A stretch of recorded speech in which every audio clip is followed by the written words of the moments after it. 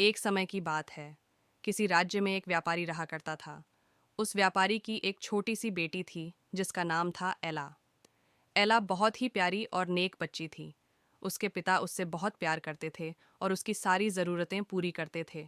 लेकिन एला की ज़िंदगी में एक चीज़ की कमी थी, वह थी उसकी माँ जो उसे छोड़कर भगवान के घर चली गई थी। एला की इस कमी को पूरा करने के लिए उसके पिता ने दूसरी शादी कर ली। एला की नई माँ की दो बेटियां थीं। वह बहुत खुश थी कि माँ के साथ साथ उसे बहनें भी मिल गई थीं।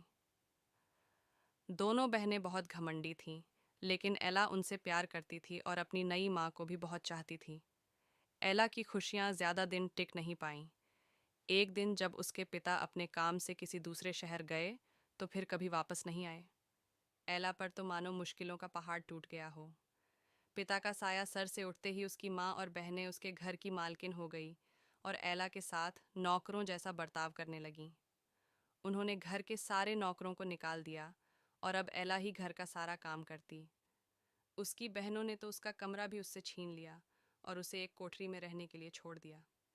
एला अपनी बहनों के पुराने कपड़े और जूते पहनती, सारा दिन उनके काम करती। कभी कभी तो एला इतनी थक जाती कि अंगीठी के पास ही सो जाती। अक्सर एला जब सुबह उठती तो अंगीठी की राख, सिंडर, उस पर पड़ी होती।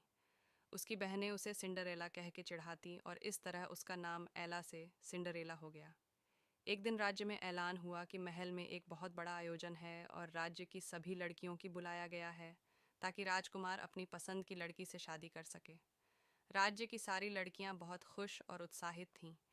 सिंड्रेला और उसकी बहनें भी अपनी किस्मत आजमाने को बेचैन थीं।